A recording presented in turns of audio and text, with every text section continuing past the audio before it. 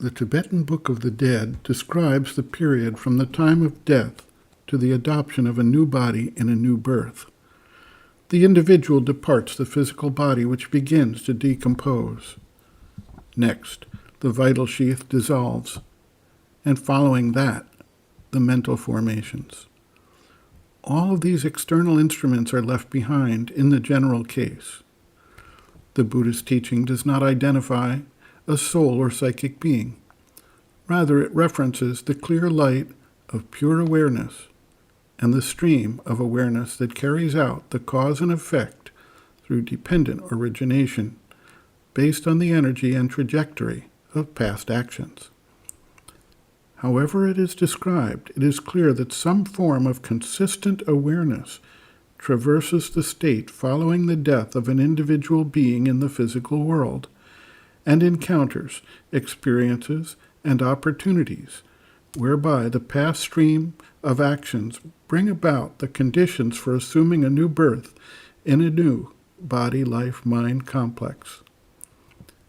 Sri Aurobindo and the Mother recognize the existence of a psychic being, a soul entity, which carries the pure awareness beyond birth and death and rebirth. The psychic being accumulates experiences in each lifetime, and through that it grows and matures in both its conscious awareness and its power to effectuate its focus on the body, life force, and mind that it assumes in each successive birth.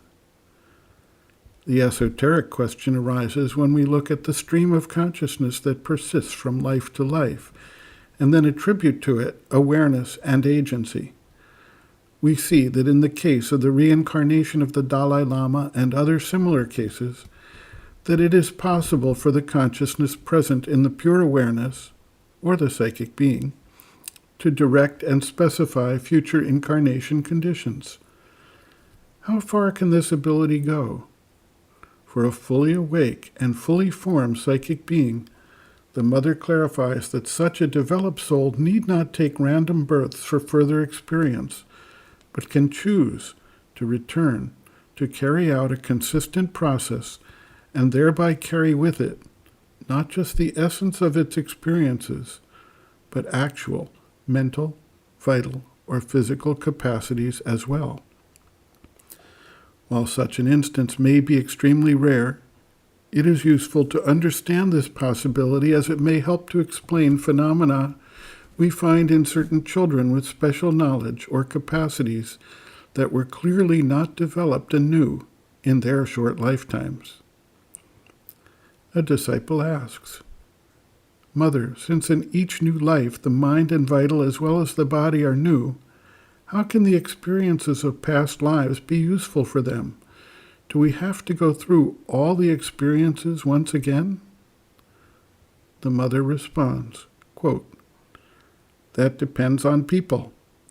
It is not the mind and vital which develop and progress from life to life, except in altogether exceptional cases and at a very advanced stage of evolution. It is the psychic. So, this is what happens. The psychic has alternate periods of activity and rest. It has a life of progress, resulting from experiences of the physical life, of active life in a physical body, with all the experiences of the body, the vital, and the mind.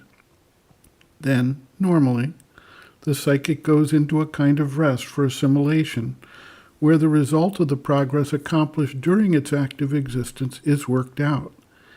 And when this assimilation is finished, when it has absorbed the progress it had prepared in its active life on earth, it comes down again in a new body, bringing with it the result of all its progress, and, at an advanced stage, it even chooses the environment and the kind of body and the kind of life in which it will live to complete its experience concerning one point or another.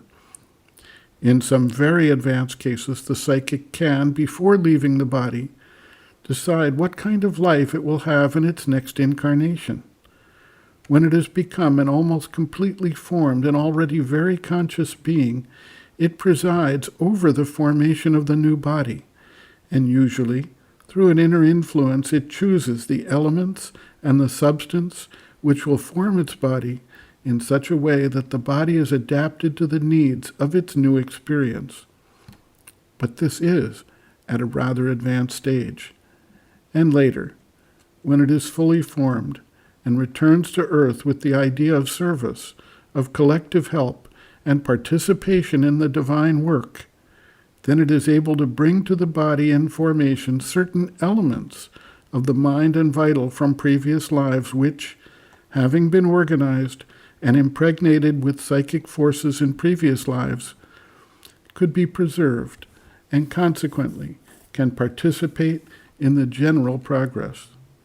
But this is at a very, very advanced stage. End quote. Reference, Sri Aurobindo and the Mother, The Psychic Being, Soul, Its Nature, Mission, and Evolution, Section 3, Growth and Development of the Psychic, pages 84 to 85.